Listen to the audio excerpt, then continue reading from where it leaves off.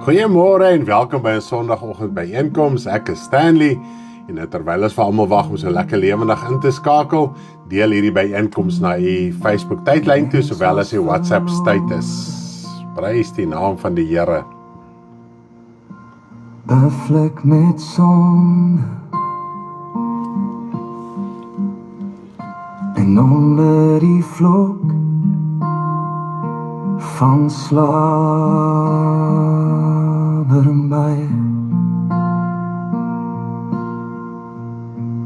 Sy siel was verlore, bestem vir die hel. God se groot genade en 'n belofte van redding en verlossing deur sy seun Jesus Christus wat sou kom. Die profetiese woorde word vervul in hom. God se genade en hom openbaar.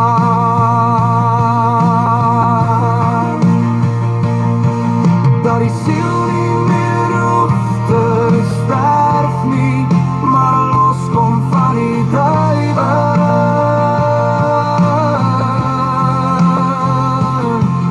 Hy het alles op aarde volbring, die boodskap die voorbeeld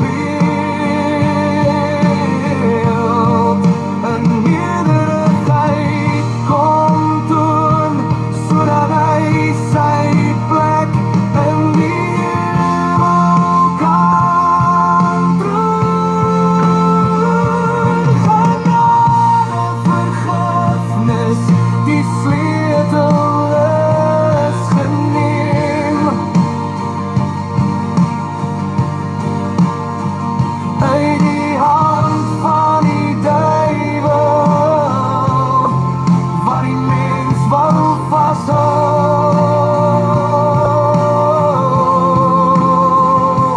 Genade, vergifnis, het hy kom gee. Môre vriende. So lekker, môre vriende. Deur verzoening met die Vader, deur hom alleen. Prys die Here. Genade, vergifnis, het hy kom gee.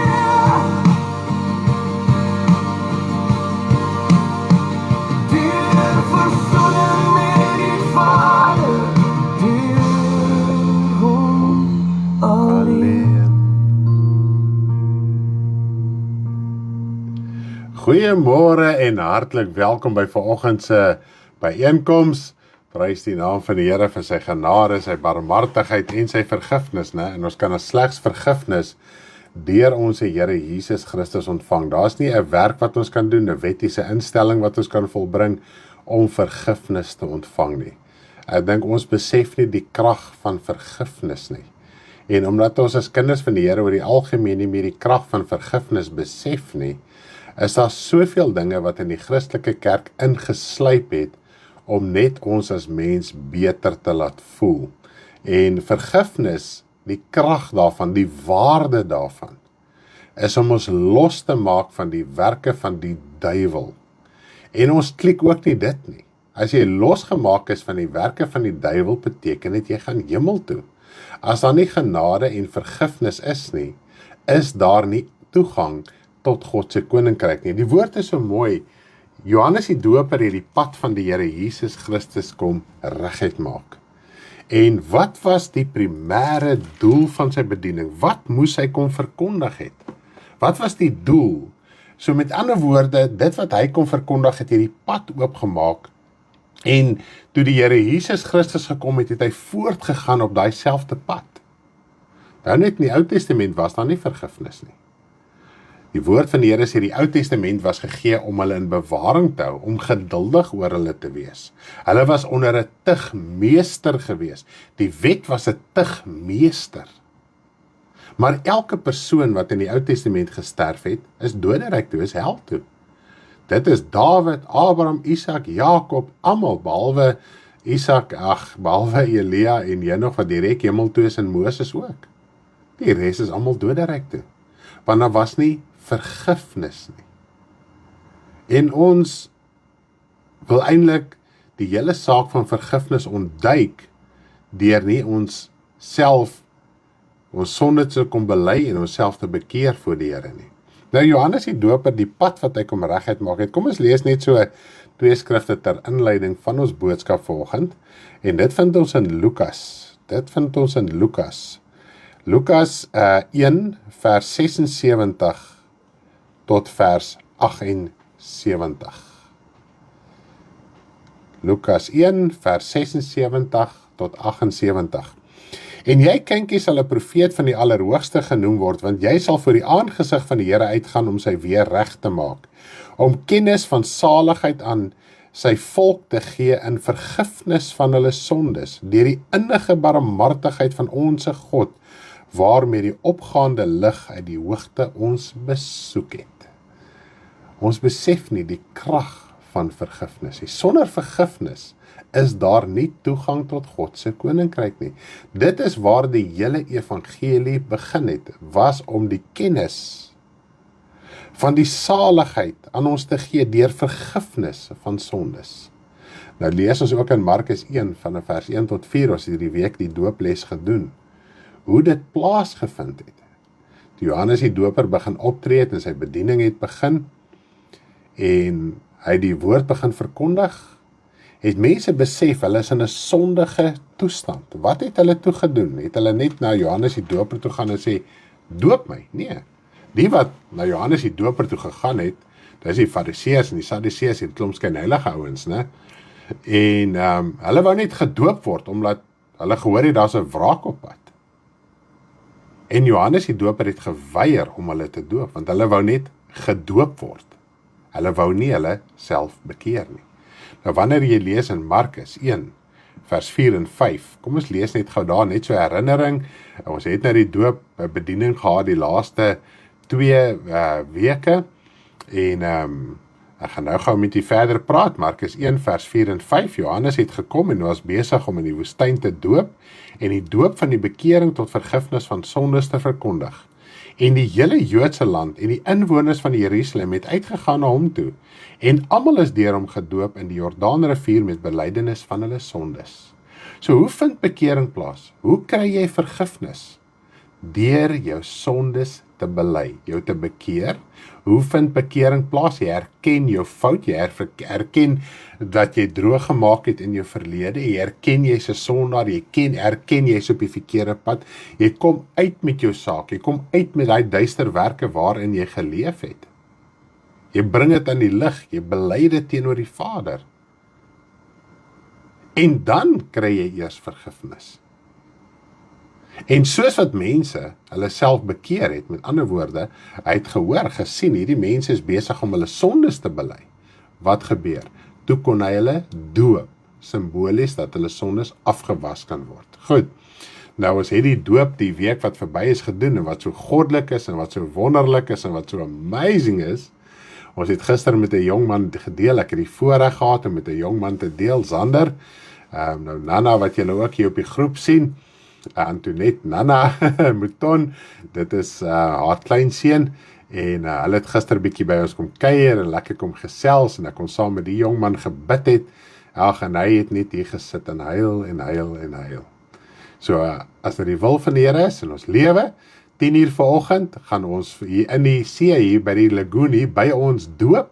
So as jy in die omgewing is, en jy wil graag by ons kom aansluit, is jy meer as welkom, kom na ons huis toe 10:00, gaan ons hier lekker saamkom, ons gaan net die doop net gaan so vinnig deurgesels, net so 5 na 10 minute, dan gaan ons sommer so om die hoekie stap, daar na die see toe, ons bly net so om die hoek jou. Werner en Koos en Easy weet presies hoe dit hier lyk, jy stap net so om die hoekie en as jy daar by die see, so dis nie ver stap nie, seker so 100 meter, dan gaan ons lekker daar so doop, en so ons prys die Here, dat die Here so 'n jong man se siel kon red en oortuig van sy lewe wat verkeerd was, en hy kan as jong man al die Here aanneem. Ek wil dit net noem, ek was 19 toe ek die Here aangeneem het, en die sonde druk jy na 'n punt toe, die lewe druk jy na 'n punt toe, en wanneer jy jou hart vir hom oopmaak, sedertdien dien ek die Here, en mens het nie nodig om ooit op te gee, moedeloos te raak, ensovoorts nie, maar omdat 'n mens die krag van die basiese dinge in die woord verstaan nie, daarom raak 'n mens moedeloos. Vergifnis het 'n geweldige krag. Sonder vergifnis kan ek en jy nie die Here dien nie, kan ons nie God se koninkryk ingaan nie. En dit begin by die bekering, en na jou wedergeboorte en jou doop is bekering ook 'n daaglikse proses. Jesus sê elke dag moet jy jou kruis opneem, elke dag moet jy jou volg, want jy het 'n natuur, jy het 'n karakter, ons het so mooi geleer in die doop, né? Dat die doop is nie die afwassing van die vuilheid van die vlees nie, maar is 'n bede tot God om 'n goeie gewete. Dan lees ons Romeine ook, jy moet groei in die doop. So, wanneer jy jou laat doop, is dit soos 'n gebed wat voor God staan, dag en nag, tot die dag wat jou lewe op aarde eindig. Om die Vader te vra, dat hy in jou sal werk, dat jy hierdie goeie, rein, skoon gewete sal hê. So hy sal die heeltyd in jou werk. So jy gaan sleg voel en skuldig voel oor jou lewe wat verkeerd is tot die dag van jou dood. En as jy jou nie daagliks gaan bekeer en jou sondes gaan bely nie, wat gaan gebeur? Hy skuldgevoel gaan jy begin opvreet en jy gaan terugval en jy gaan wegval en jy gaan weer besig raak met jou eie ding, maar hy skuldgevoel bly daar. Want jy die Here toegang gegee vrywilliglik deur jou hart vir hom oop te maak en dan ook deur die doopwater te gaan. So dis in kort die doop wat ons in 2 weke bedien het. As jy nie die doop gekyk het, ons Bybelstudie en lering daaroor nie, asseblief kontak ons, dit is nog hier op Facebook, na 30 dae gaan dit af, anders is dit daar permanent op YouTube die video's, en ons het natuurlik die handleidings, is gratis, kontak ons net, ons kan dit vir jou WhatsApp of e-mail, so asseblief maak plan daarso, as jy nog nie deel is van ons Bybelstudie reeks nie. Dit gaan nog aan, die week wat kom gaan ons oor die Heilige Gees praat, maar as jy nog nie tot bekering gekom het en jy laat doop het, jy gaan jy glad nie verstaan van die Heilige Gees nie, en dit is baie gevaarlik om uit 'n vleeslike oogpunt die dinge van God se Gees te probeer uitredeneer.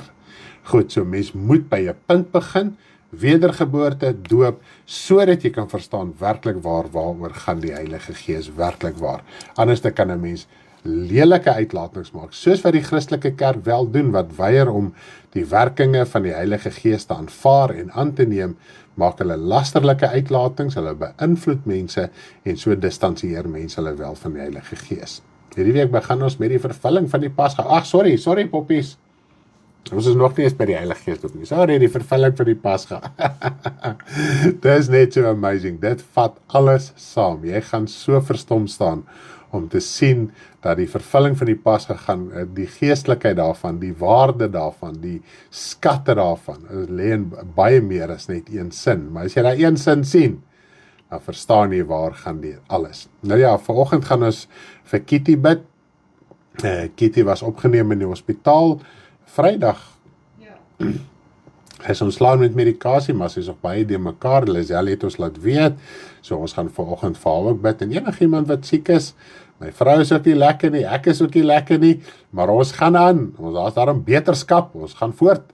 So die Here gaan ons help, dat ons kan end uitgaan tot by die wederkoms. Kom ons bid lekker saam, dan gaan ek met die gesels oor 'n baie interessante onderwerp vanoggend. Hemelse Vader, ek wil vir U baie dankie sê vir die genade en die liefde, die krag en die heerlikheid van U. Vader, baie dankie dat ons vergifnis deur die Seun Jesus Christus kan ontvang. Dankie Vader, dat wanneer ons sonde bely, wanneer ons sake uitsorteer, en was die bloed van Jesus Christus ons skoon, die offer wat hy kom bring het, dit is permanent voor U tot die dag van die wederkoms. Terwyl jy op aarde is, het ons daai offer nodig. En ons moet dit daarvan gebruik maak, deur na U toe te kom, Vader, en wanneer ons sonde bely, dan maak ons gebruik van die waarde en die krag van die offerlam, hy wat sy bloed gestort het, hy wat sy lewe gegee het. Here Jesus, U is die middelaar, U is die Seun van God, halleluja. U gaan kom om die wêreld te oordeel, U gaan die Vader aan die wêreld openbaar, die mense skree en spottends gewys, hulle, waar is jou God, waar is jou God?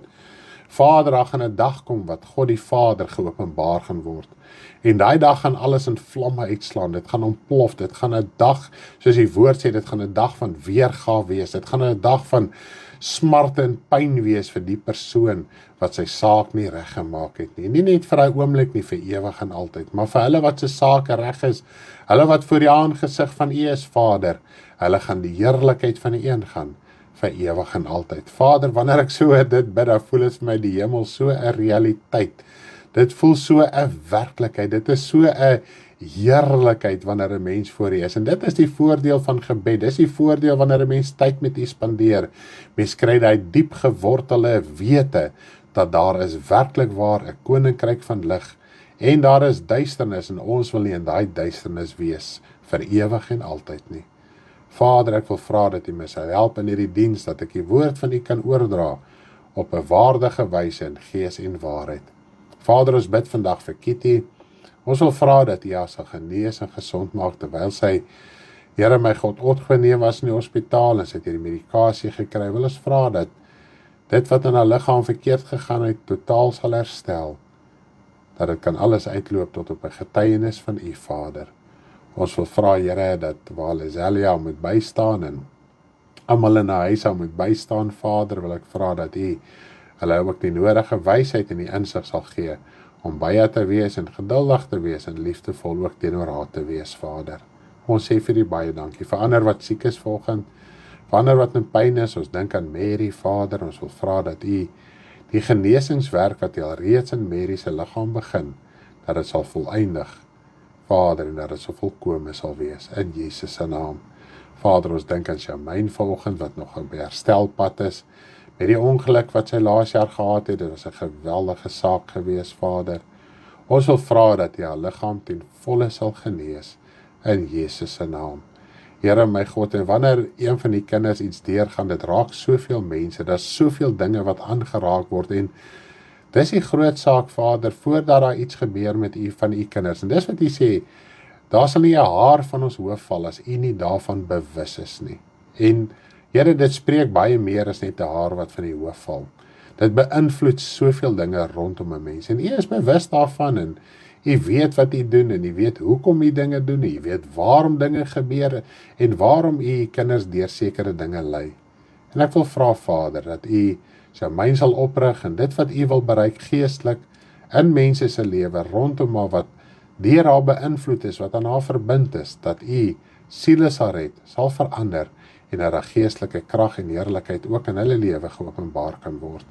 Vader, so dink ons aan ons res van ons broers en susters wat vandag dalk in 'n finansiële worsteling sit, besluite om te neem, verleen vir hulle die nigterheid. U verleen vir ons tot nigterheid en wysheid in ons tydelike saak. Ek kan daarvan getuig, Vader, hoeveel keer is daar tydelike sake, en dink jy, Here, hoe moet ek hierdie saak uitsorteer?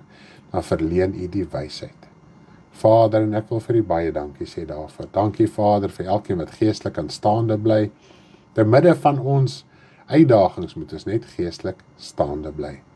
Vader, ek loof en ek prys, en ek dankie vir hierdie dag en hierdie geleentheid, in Jesus se naam. Amen. Daar sê, prys die naam van die Here. Oom klink siek, ja, ek so 'n bietjie siekerig, Kathleen. Is maar sinus aan my kant. Maar jy weet, hy trek vir jou plat, dat jy naderhand nie weet wat se kant toe nie, dis brand oë en seer lyf en al die dinge, maar ons gaan aan, ons dien die Here, dis lekker. Ons moet net die Here dien, dit is net super cool en amazing, as jy in die Here dink, soos nou vanoggend het ek weer lekker hier bid, en dan lê ek en bid ek, en dan begin ek te hoes, en dan moet ek net in my gedagtes bid, dan kan ek nie eens hardop bid nie, en as ek draak begin bid, en lê Karen langs my, en bid sy so lekker, en as ek so begin bid, en dan kom hierdie hoes, en hy bou op, en ek nee, ek kan nie nou bid nie. Nou ja, as ek bietjie sit en so aan, is dit daarom beter. Ag, maar baie dankie vir julle liefde omgee, dankie dat julle vir mekaar omgee, en ons vertrou dat die Here sy kinders sal genees en gesond sal maak, en sal voorsien, is dit nie so nie? As jy graag voorsiening wil hê, as jy siek is en jy wil gesond word, bid vir iemand wat siek is. Dis die geheim. Dis die geheim, ryk uit, maak jou hart toe, vergeet so oomblikie bietjie van jou probleem, en dink aan iemand anders. As jy nie van iemand weet nie, bid sommer net, bid net, sê, Here, daar's altyd dinge.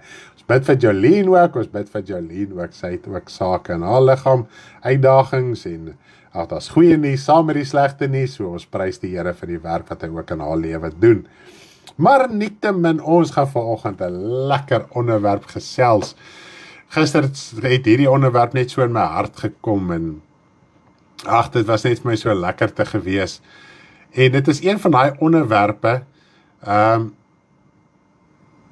jy weet wat jy wil sê, maar jy weet ook nie wat jy wil sê nie. Okay?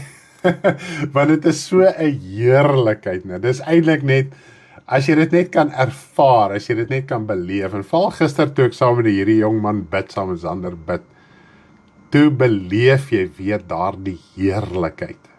Jy sit net daar so, of sit jy op en af gespring en rond te kere gegaan en hoendervleise gekry en sulke goed nie, maar hy diep gewortelde lekkerte. Terwyl ek gister, ons het nou klaar gebid, nou sit ons bietjie in die sitkamer en kuier, en ek kyk hierdie jong man so, en hy so helder, en ek wil net begin huil, ek met die trane letterlik sluk. As daar nie ander vrae was nie, het ons seker nou nog gesit en huil. Want die mooiste ding in die lewe is iemand wat sy lewe met die Here regmaak. Is dit nie so nie? Wow, dis net fantasties. Nou ek wil vanoggend vir julle gou so 'n bietjie 'n vraagie vra, en ek glo julle klaar die antwoord. Maar ek wil dit net vra terwille van die boodskap, en terwille van die wat nog nie weet nie. Was een belofte wat Jesus gemaak het. Afgesien dat Jesus nou die seun van God is, hy het gekom as verlosser alles, né? Nie dit nie. Daar is een belofte wat Jesus gemaak het, wat alles verander het. En vanuit dit vloei dit tot vandag toe. Jy kan dit ook ervaar, die belofte wat Jesus gemaak het. Nou nadat Jesus uit die dode opgestaan het, voordat hy opgevaar het, het hy melding gemaak van hierdie belofte. So jy daar by die huis in die kommentaar, ek gee vir die geleentheid om 'n comment hierso op Facebook te sit, en ek gaan net vir ons 'n baie mooi liedjie speel rondom hierdie onderwerp wat ek en my vrou gister by mekaar gesit het.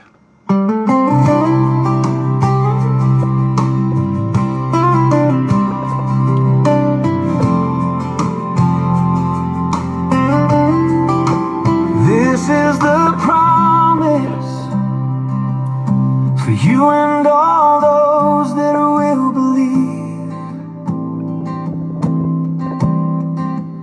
This is the promise for you and all those that will believe.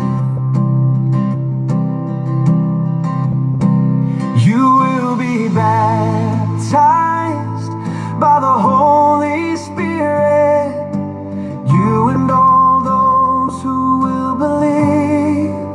This is the promise for you and all those that will believe.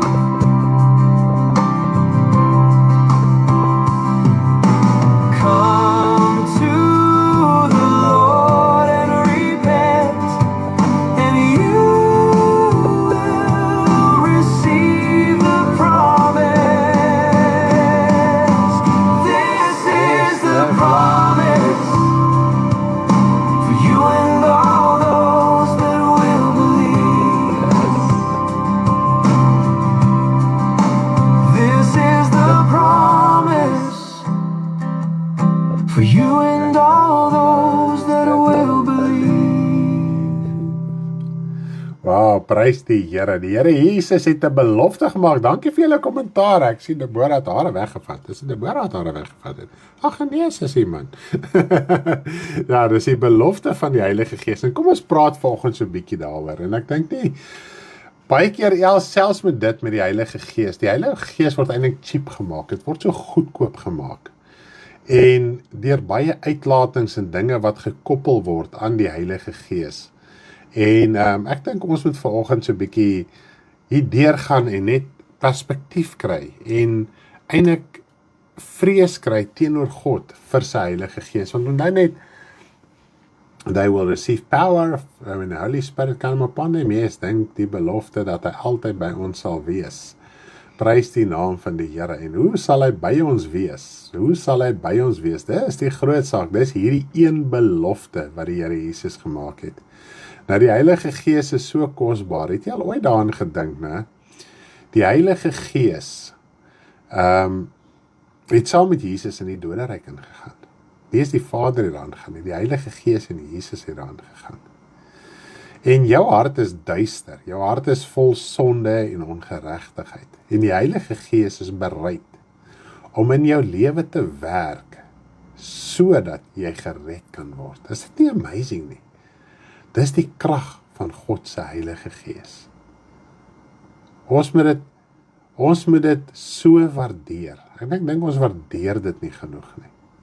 Dit is sommer so goedkoop, want die woord sê ons kan die Heilige Gees uitblus, ons kan die Heilige Gees bedroef, en ons wil dit graag nie doen nie. Selfs in die Ou Testament kom die woord, die Here, en hy sê, as jy my Heilige Gees bedroef, dan kan jy 'n vyand van my verander.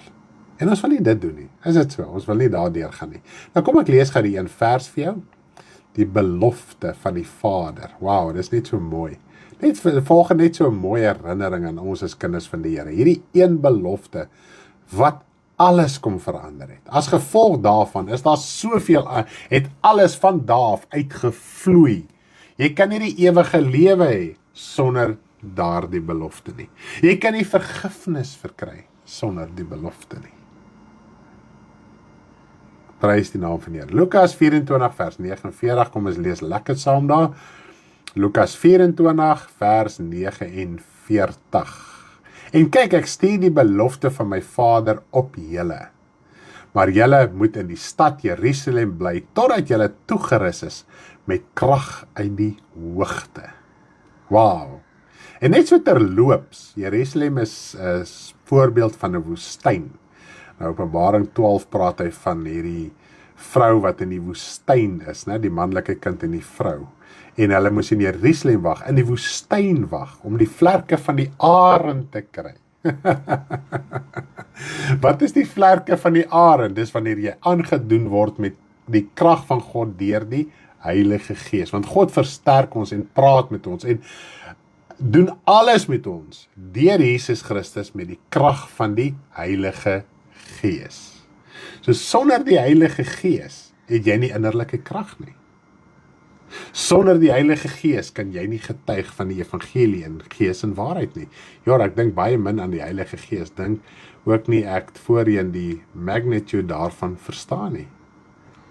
So die Heilige Gees was daar om die Nuwe Testament te verseël en te bekragtig. Nou, dis interessant, Pierre het ook my vroeër die week 'n skrif vir my gegee, ek kan nou nie uit my kop uithou presies waar dit was nie, maar daar's in Matteus en dan ook in Markus, wat hy praat van, daar's van julle wat nog hier op aarde gaan wees, wanneer die koninkryk van God gaan kom. Dan sê Markus met die koninkryk van God met krag kom. Ander woorde, Jesus het daar gaan praat van die koninkryk van God wat in die mense hart geopenbaar gaan word met die uitstorting van die Heilige Gees. So dit is wat daai skrifte sê, jy al ooit gewonder het daaroor.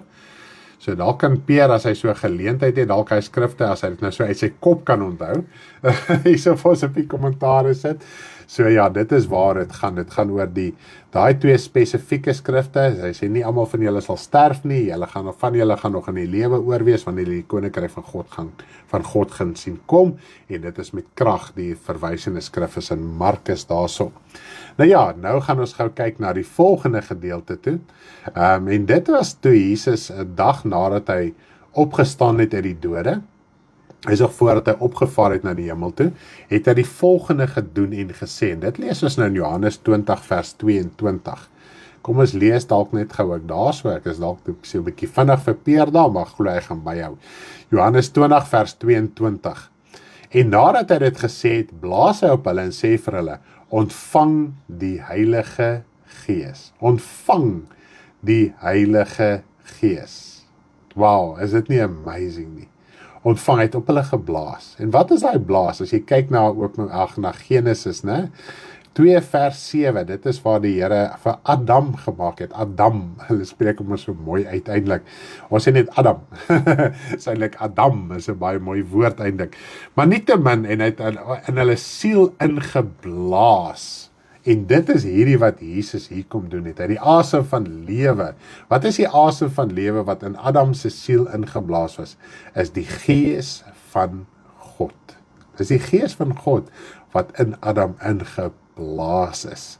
Nou hierso kom die Here Jesus en dit is net vir ons amazing. Eers in die Nuwe Testament is dit geopenbaar dat die Vader alles deur Jesus gemaak het. Goed, die Vader het alles, dankie Peer vir daai skrifte daar, dit is net amazing. Het alles deur Jesus gemaak. So selfs in die begin, die asem van lewe, wat in Adam geblaas is deur Jesus in Adam geblaas. Nou blaas hy op sy disippels, want ek meen van na die vloed af tot by Jesus, het niemand weer die gees in hulle siel gehad nie. Vir 'n oomblik het dit oor profete, oor konings gekom, oor rigters ensovoorts om 'n bepaalde funksie te verrig. En as hy funksie klaar is die gees nie meer oor hulle nie. En dit is waar die verwarring kom in die Christelike kerk. Ons soek die hele tyd die gees oor ons. As jy nog die gees oor jou soek, dan sê jy vir my, jy's nog nie bekeerd nie. Want jy soek 'n uiterlike manifestasie van God se Heilige Gees. Dan kan jy vir sê, maar kyk in Handelinge. Hoeveel keer het in Handelinge gebeur? Dit het 1 keer gebeur, wat dit so uitgestort was met vuur. Die volgende keer was toe Johannes en Petrus voor die Joodse raad was, en hulle het vir die eerste keer werklike vervolging beleef, toe die Here hulle weer net vir hulle kom wys, ek is met julle. Hoekom? Want hulle het nog Oud-testamentiese gewoontes en gedagtes gehad, en alles in die Oud-testamenties was vleeslik, uiterlik van aard, so God het dit gemanifesteer aan hulle. Kyk, ek is met julle, gaan voort. En daarna het dit nooit weer gebeur nie. Die enigste ander keer waar dit wel so gebeur het, was met Cornelius, toe die evangelie amptelik aan die heidene verkondig was. So daarso moes die Here ook radikaal vir Petrus gewys het en die ander Jode wat saam met die Christen Jode wat saam met Petrus was, om vir hulle te wys, die evangelie is ook vir die heidene. Dis vir almal in die wêreld. Nou is almal equal. Daar's nie meer 'n onderskeid tussen vleeslike Jood en nie vleeslike Jood nie. Almal is nou equal. Daarom het God dit op daai wyse so sterk gemanifesteer. Want hulle moes dit verstaan, want hulle denke was nog baie Oud-testamentiese ervarings, uiterlike dinge, en God het dit ook gebruik, en dit het nooit weer so gebeur nie, ook in hulle daaglikse lewe, toe hulle in tronke was, in 'n gevangenskap was, het God se gees nie oor hulle vaardig geword, hulle die kettinge afgeruk en gepluk en te kere gegaan, en wat die geval en verklarings gemaak, en eise gemaak, en goed gepleit, en ek weet nie wat alles nie. Nee. Inteendeel, toe hulle weggekom het uit die Joodse raad, toe sê hulle was bly om waardig geag te word, om vir sy naam oneer te lei. Ons ag dit nie waardig nie. En ek besef, ons het 'n probleem in die evangelie. Soos hulle sê in Engels, we want to keep it here. Die evangelie moet net oor ek, my en myself gaan. My blessings, my lewe, my beskerming, my alles. As wat ons besef waar die waarde van die evangelie werklik is. Goed, kom ons lees nog 'n skrif. En hy blaas op hulle en hy sê, ontvang die Heilige Gees. Goed, Handelinge 1 vers 4 en 5, kom ons lees gou lekker daarso. Handelinge 1 vers 4 en 5, kom ons lees daarso. En toe hy nog met hulle saam was, het hulle bevel gegee om nie van Jerusalem weg te gaan nie, maar om te wag op die belofte van die Vader, wat julle, het hy gesê, van my gehoor het. Want Johannes het wel met water gedoop, maar julle sal met die Heilige Gees gedoop word nie lank na hierdie dae nie. Wow, is dit nie amazing nie? Die Here Jesus hou daarby, en ons het so gepraat oor die onveranderlikheid van God. Nou, God verander nie. Hy het gesê, dis hoe dit sal wees, en hier sien ons, en ons het tot gelees, tot Jesus verander nie. En dit wat Jesus aan sy disippels beloof het, hy herhaal dit, en sê, dit is wat met julle gaan gebeur. Hy bevestig dit. So dit verander nie, hy verander nie, hy bly by sy woord, wat hy geuiter het. Nou kom ons lees gou Handelinge 2 vers 32, dis nadat die Heilige Gees uitgestort was, het Petrus onder die krag en in die heerlikheid van God se Heilige Gees bedien. Handelinge 2 vers 32, hierdie Jesus het God opgewek, waarvan ons almal getuies is. Nadat hy dan deur die regterhand van God verhoog is en van die Vader die belofte van die Heilige Gees ontvang het, het hy dit uitgestort wat julle nou sien en hoor. Wat julle nou sien en hoor. Hulle moes dit gehoor het, hulle moes dit beleef het, hulle moes dit gesien het, hulle moes dit ervaar het. Dat dit wat God gesê het, hy maak sy woord waar, want om nou nie die gehoor wat hom aanhoor, is Jode wat nog in die Ou Testament vasgevang was. En nou eers verstaan, toe die Heilige Gees uitgestort was, op daai oomblik, het Petrus en die wat saam met hom, hulle was 120 in die bovertrek, vir die wat saam met hom was, toe verstaan hulle vir die eerste keer, waaroor gaan die evangelie van verlossing, redding, vergifnis, werklik waar. Nou om die belofte van die Heilige Gees te ontvang, is daar iets wat jy moet doen? Is daar iets wat jy moet doen? Dit is byvoorbeeld om meer kerk toe te gaan, meer Bybel te lees, meer te bid en goeie dade te doen. Kan ons hierdie dinge doen om die Heilige Gees te ontvang? En dit is die verwarring wat ons insit. Dis asof ons iets moet op een of ander punt of iets moet kom om die Heilige Gees te ontvang.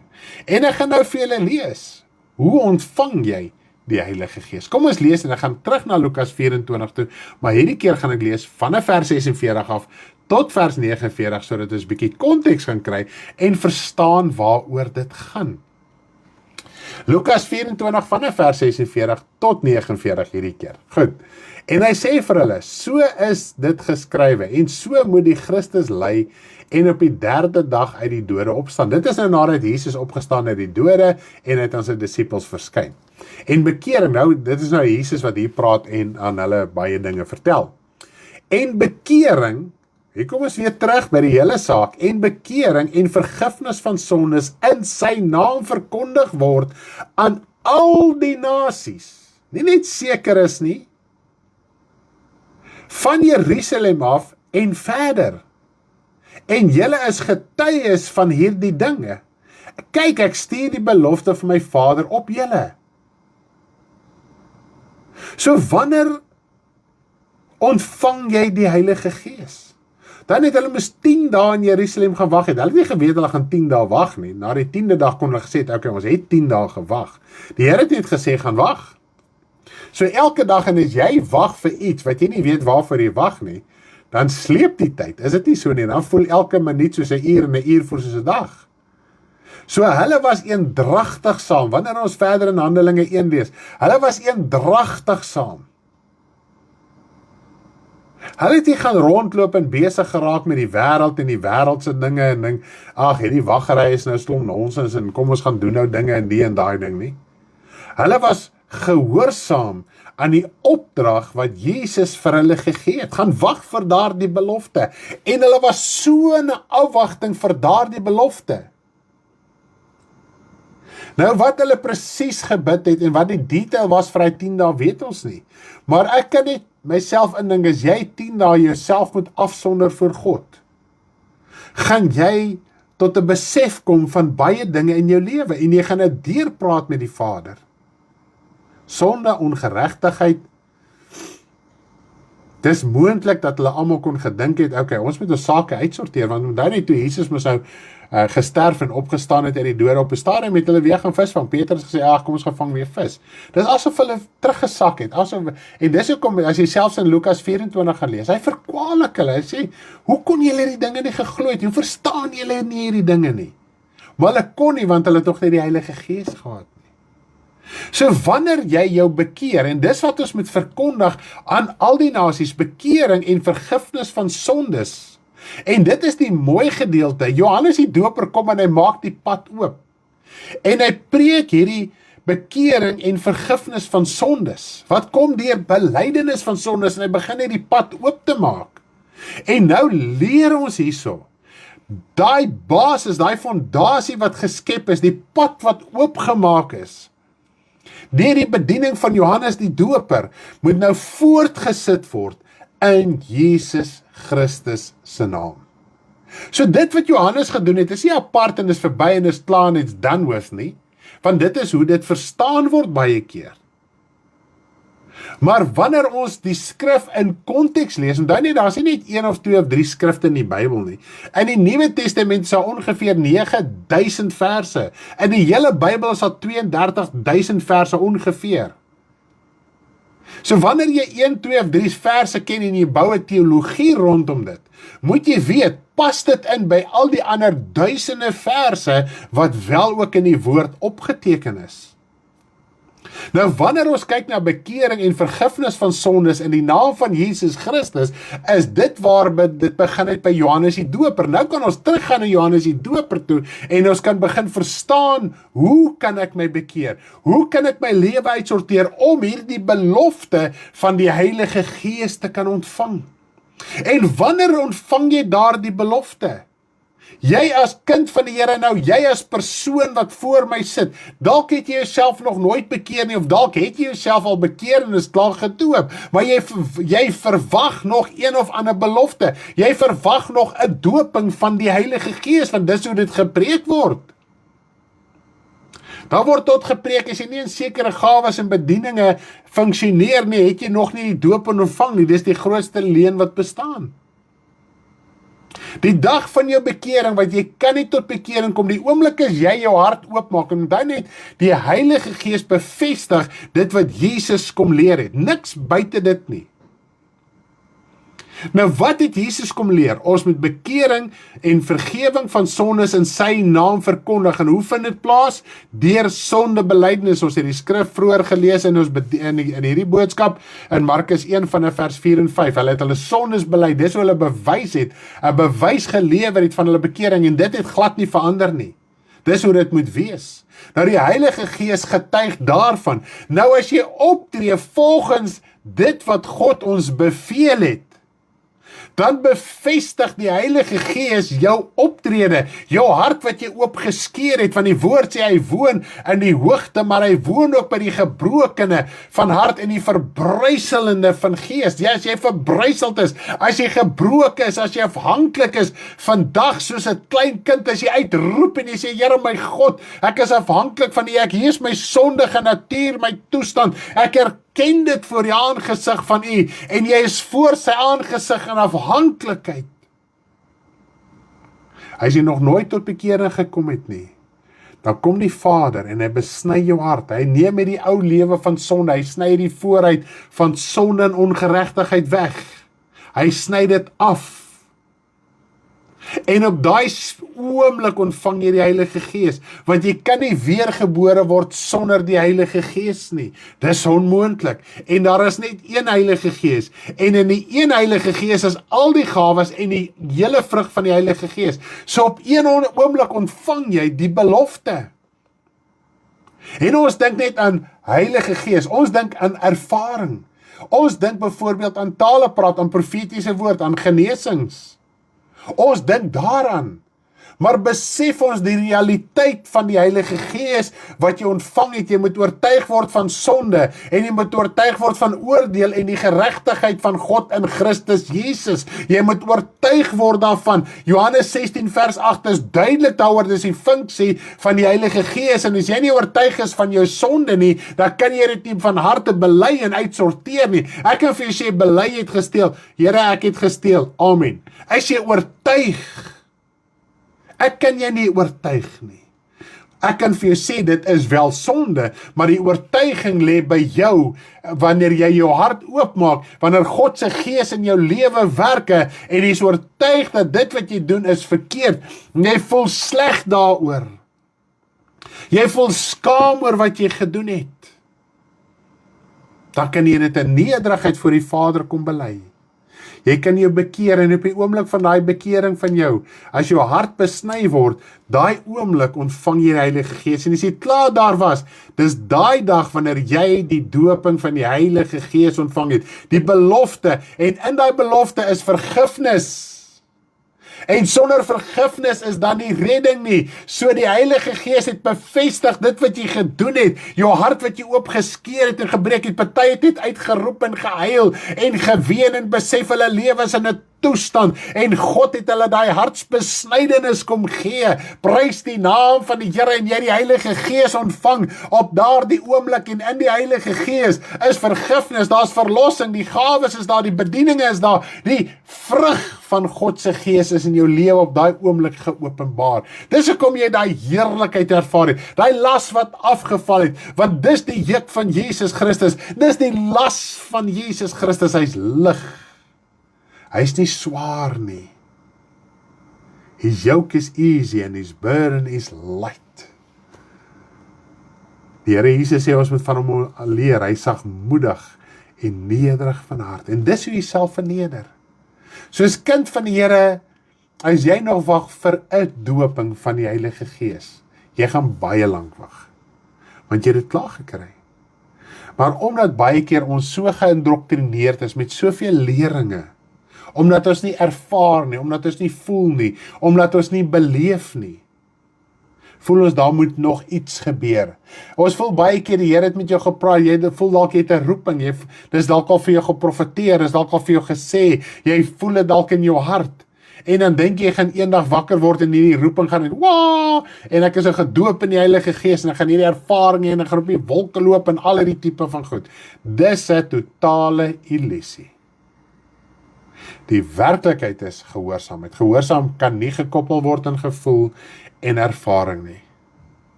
Ek dien die Here, ek is in diens van die Here, ek berei voor in gehoorsaamheid. My liggaam is siek in gehoorsaamheid. My liggaam voel glad nie lekker nie. Maar die gehoorsaamheid is daar, maar sodra jy besig raak met die evangelie, dan ervaar jy lewe in jou. Dan vir daai oomblik is hy toestand in jou liggaam niks. Hy verdwyn sommer soos mis voor die son vir 'n oomblik. En dit is gehoorsaamheid vir God. Jy wil ook nie uit die bed uit klim nie. Jy wil ook nie wakker word om te gaan bid nie. Jy wil ook nie jou woord lees nie. Jy wil eerder iets doen wat die vlees bevredig en laat goed voel. En as dit nie gebeur nie, wat gebeur dan? Dan soek ons raad en hulp op plekke, want waar is die emosionele gevoel? As om te verstaan die waarde, die belofte wat jy gekry het. Het jou uit die hel uitgehaal. Het jou geskei van Satan se koninkryk, sodat God in jou kan begin werk. Johannes die Doper sê so mooi, dat toe sy bediening, hy wat gaan kom, gaan julle met doop met die Heilige Gees en met vuur. Nou baie mense wil dit ook skei van mekaar, hulle sê nee, dis reg, jy was nou gedoop met die Heilige Gees, maar jy kort nog die vuur. Nee, dis een ding. Wat symboliseer vuur? Vuur symboliseer gees. Selfs as jy in Openbaring gelees van die 7 geeste van God wat voor die troon van God is. Dis die 7 vuur fakkels. Hoekom vuur? Want vuur werk in jou. Vuur reinig. Vuur maak skoon. So die Heilige Gees werk in jou en vuur gee lig. Vuur gee warmte, vuur gee lewe, vuur gee hoop, maar as ons nie in die hoop ingaan nie, dan is vuur 'n verterende saak in ons lewe. En vuur wil die sonde in ons verteer, sodat die Heilige Gees vuur in ons, vir ons hoop kan wees, 'n heerlikheid kan wees, 'n warmte kan wees, 'n voordeel kan wees. En van daar af dien jy die Here in gehoorsaamheid. Nie op gevoel nie, jy weet jy moet jou woord lees. Jy weet jy moet bid. Jy weet jy moet jou rug op die dinge van die wêreld draai. Net om vir jou voorbeeld te noem. Laas jaar en nou die jaar, baie van ons jong mense het nou die jaar gematrikuleer en al die dinge, so almal is besig met hulle learners, en van hulle het hulle license gekry, en al hierdie tipe van goeders. Prys die Here, Zander is ingeskakel, laat sien julle sy naam, hy is die doopeling wat ons later gaan doop, Zander Hannekom, prys die Here, ons kan nie waag om jou hier te hê nie, Zander. En nou gaan leer jy jou learners, jy gaan doen jou license en hier pas jy. Nou jy moet uit dit wat jy geleer het, moet jy nou gehoorsaam toepas op die pad. Die instrukteur of die minister van vervoer gaan nie elke keer as jy nou by 'n stopstraat is, jy stop en sê, hoor jy moet hier stop nie, jy moet dit leer en jy moet dit onthou en jy moet dit toepas. Of jy nou voel jy wil daar stop en of die polisieman daar staan en of hy nie daar staan nie, jy moet stop want jou reëls het dit vir jou gesê. Want as hy vir jou veiligheid en die veilig vir ander padgebruikers. So verstaan ons in die vlees om dinge ritmies toe te pas wat ons geleer het. Nou in God se koninkryk is presies dieselfde. Daar's geen nou as ons hierdie inhoud gaan ken nie, as ons nie gaan weet wat is die inhoud nie, dit is wanneer ons val en struikel. Nou as ons nie verstaan wat is die waarde van dit wat ons ontvang het met ons wedergeboorte nie. En Zander, dis alles wat jy ontvang het, vergifnis, daai gevoel het jy, daai las is af. Daai gesig wat so geblink het toe jy uitgestap het, het net geblink, amper so 'n bottel soos hulle sê daar. Dis net amazing. So, wat gebeur? Jy die Heilige Gees ontvang. Al die gawes is in die Heilige Gees. Al wat gebeur is, ons vat nie vrymoedigheid om wel te funksioneer in die gawes nie. Nou, een van die mooiste gawes, en ek redeneer nie jou oor nie, want dit is so kosbaar en mooi, is die gawe van tale.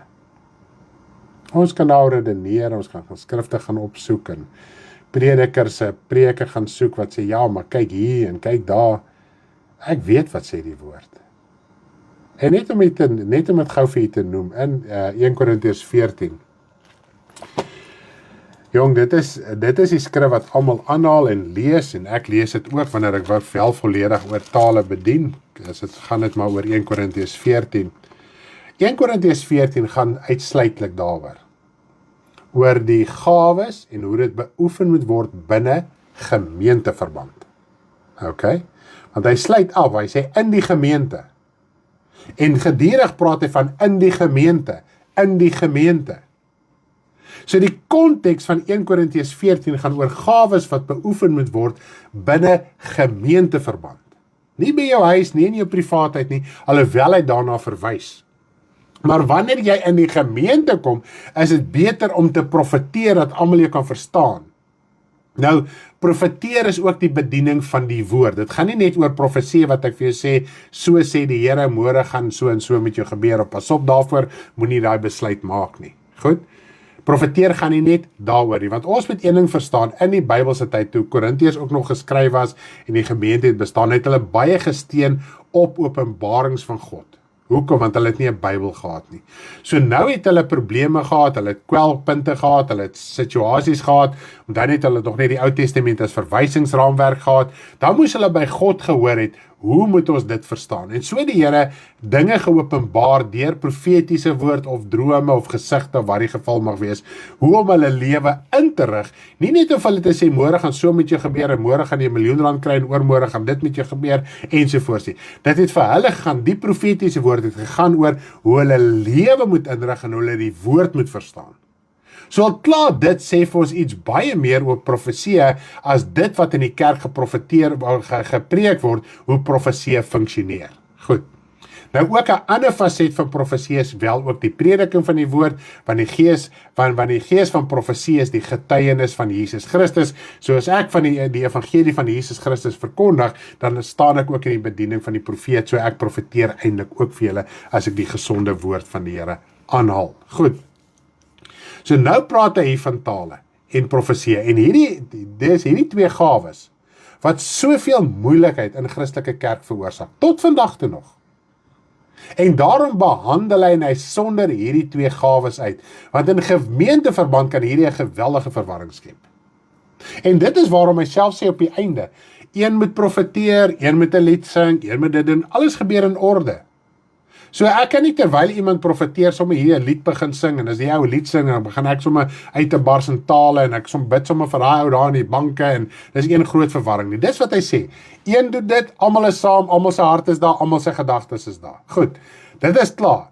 Volgende, dan sê ons, dit is maar 'n boring kerk, dit is Bybels. Dis nie boring nie, dis Bybels. En as jy geestelik lewend is dit hoe dit werk. Daar is nie verwarring en oor mekaar gegil en geskree en te kere gegaan en die dinge wat ons deesdae in die Christelike kerk kry nie. Goed, ek weet waarvan ek praat, want ek was daar.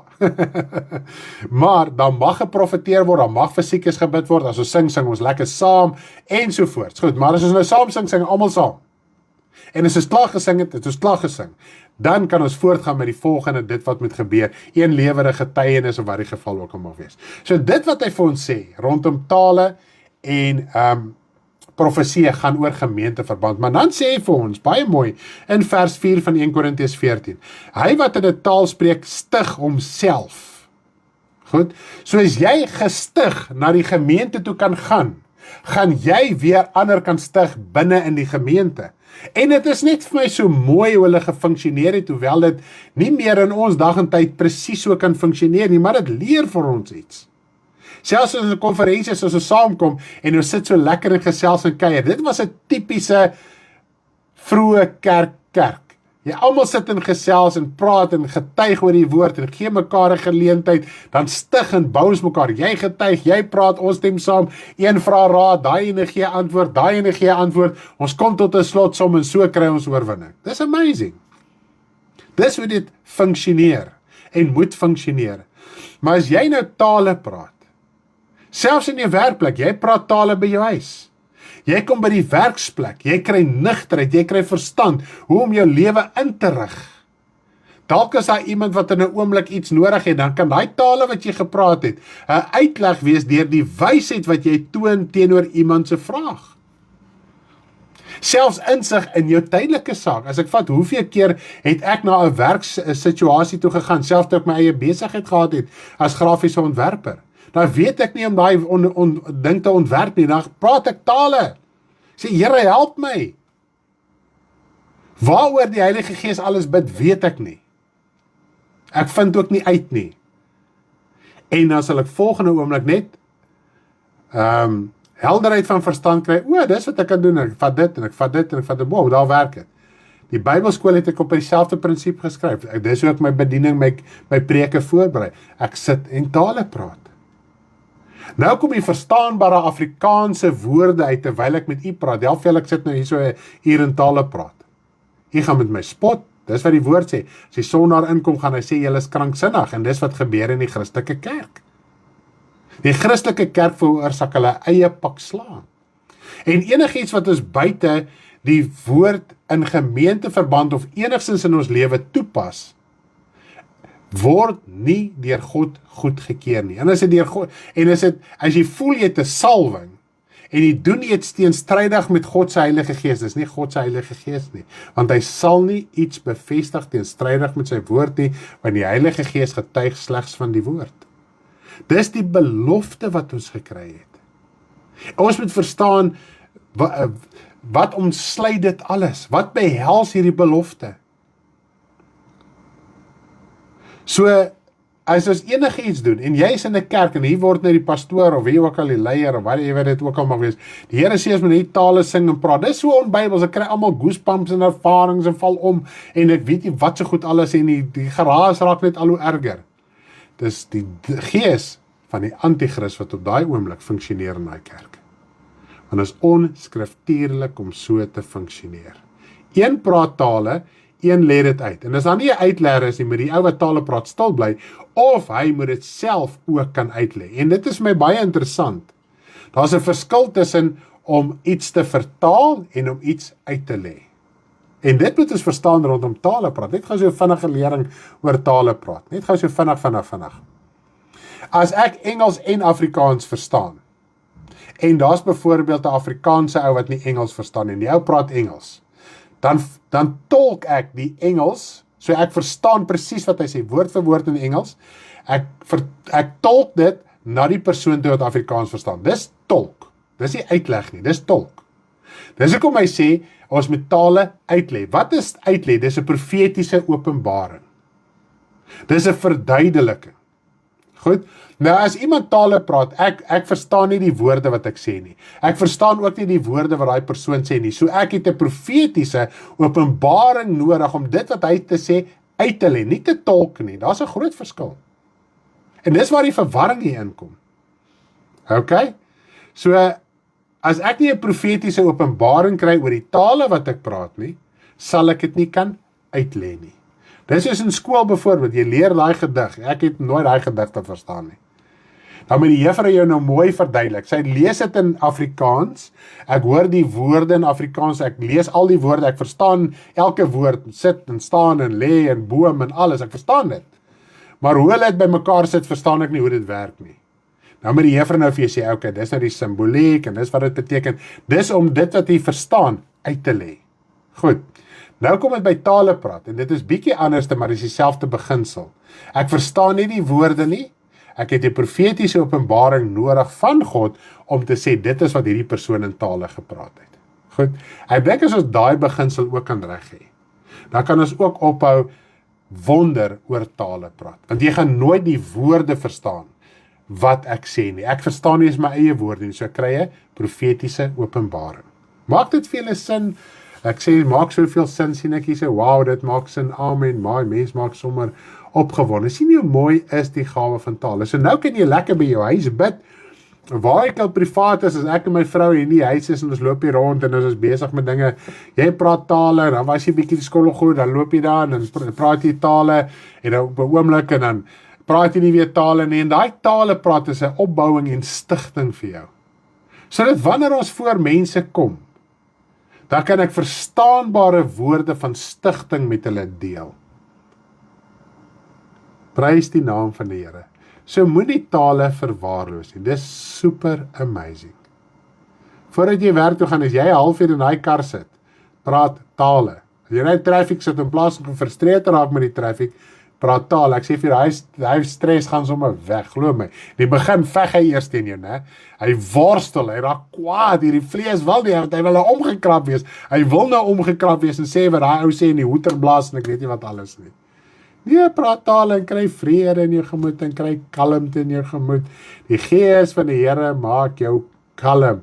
As jy by daai werk is, jy so gestig, jy stap sommer met so smal in hy job in. Daar, prys die naam van die Here. Ek wil julle net vanoggend aanmoedig oor die belofte wat jy gekry het. Daar's soveel mooi in die belofte. En jy ontvang dit die dag met jou wedergeboorte.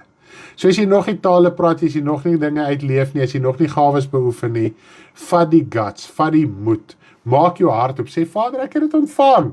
Ek is die kind, moenie dink dit gaan nou 'n duiwelse taal wees nie, of 'n duiwelse ding wat jy gedoen. Jou hart is voor God opreg.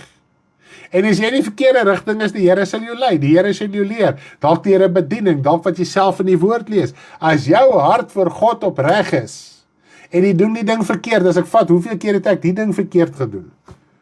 Ons het die kerk geleer, jy praat tale, jy gil, jy skree, jy gaan te kere, jy dans, jy spring op en af, ensovoorts. Glo my, ek het vir hom gedoen met 'n krag. Maar dit was in opregtheid. Ek het nie van anders geweet nie, dis hoe ek geleer was, it was the right thing to do. Maar soos wat jy geestelik groei, moet jy begin verstaan. Dink ek, ai, liewe land, Here, is dit nou so moeilik gewees? En as jy verstaan, moet jy net begin doen. En dan gaan jy nog 'n tyd of 6, dalk nog in die ou gewoonte iets doen, maar as jy, Here, ek is jammer, dan gaan ek vat nou volgende gaan vir Mary as voorbeeld, sy kom uit 'n katolieke agtergrond uit, en sy saam met ons in die bediening in Swaan, en natuurlik, hulle het mos nou baie gewoontes in Swaan, en soos wat ons oor dinge praat, partykeer net so random in 'n boodskap noem jy iets. Dan sal sy na die tyd sê, joh, my broer, ons het nou in die katolieke kerk dit gedoen, vanoggend jy daar gepraat, nou het ek vrede. En die hele bidsaak, en dit was eintlik nou mooi, hoe sy sê, dit was een van die moeilikste, denk jy, want as hulle moes nou bid vir die kos, en maak hulle moes nou die kruis so, en al die dinge, ne? En sy sê, sy het nou gehoor, nee, dit is nou verkeerd, dit moet nie so wees nie, en dan so nou, en dan kry sy haarself nog, dan maak sy so, alwel sy gehoor het, maar dan kom sy agter, precies, ek moet dit los. En weet jy wat, vandag is sy los. Vandag maak sy nie meer so nie, alhoewel haar huismense nog katholiek is en so, en sy is nie, sy is reg gewoonte uit. Sy kan hulle ook begin regleer het. Is dit nie amazing nie? So kom ons in 'n nuwe gewoonte. So tale praat stig jouself, om sodoende die woord beter te verstaan en uit te leef. Dis presies net so, Terrence, dis presies net so. Dalk baie van die dinge wat ek vandag vir julle sê, was die uitleg van tale wat ek gebid het, voor ek op die lig gekom het. Is moontlik. Ja, ek verstaan dit nou so goed, Lally. Ag, prys die Here, laat ons glo en praat. Daar sê Renet, daar het jy dit nou reg. Glo en praat, want geloof is 'n daad, dis nie net woorde nie. Is dit nie amazing nie? Wow, kyk hoe mooi is die gawes, né? Ek wil net gou so 'n bietjie afskraal. Die iPhone is nou nie lekker nie. Nou ek sommer opgewonde. Ja, man, opgewonde om tale te praat. Ja, amen. Prys die Here, verseker.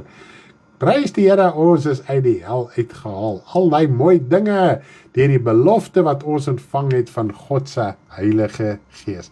Jy het dit ontvang die dag met jou wedergeboorte. Bly daarin wandel, moenie ervaring soek nie, bly in gehoorsaamheid. En as die appelkar die dag omval, bly in jou geloof. Dis nie een of ander toets en beproewing in 'n ding nie. Die lewe gebeur, jy het op die kerne gekom, jy het ook persoonlik afdaag. Jy's in 'n vleeslike liggaam. Dis wat Paulus besef het. Hy's in 'n vleeslike liggaam, party daar voel sy liggaam net plain mislik. Sorry om die woord te gebruik, maar dis hoe ons voel. En dan begin die tale te praat, jy weet nie, is sommer 'n mislikheid uit ook.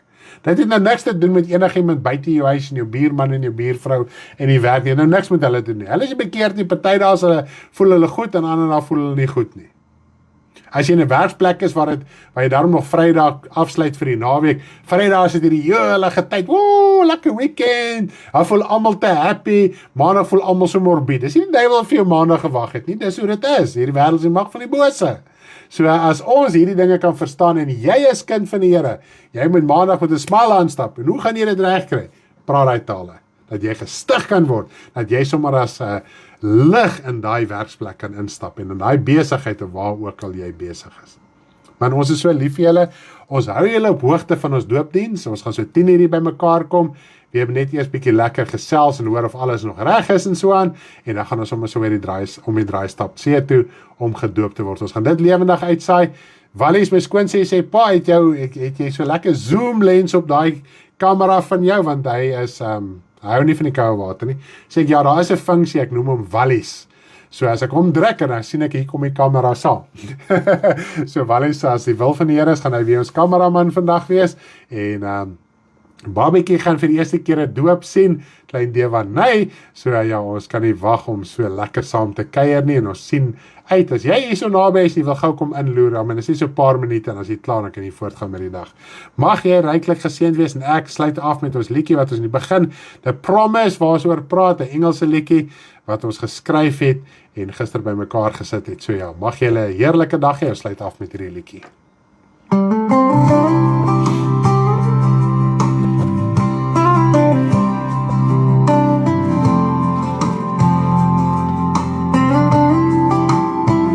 Is the promise for you and all those that will believe.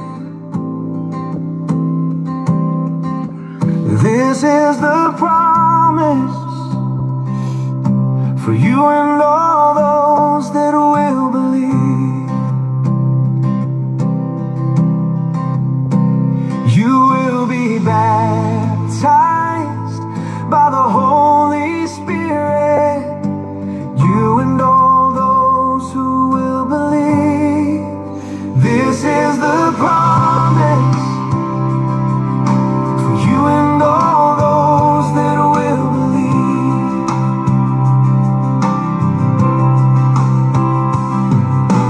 Come to the Lord and repent, and you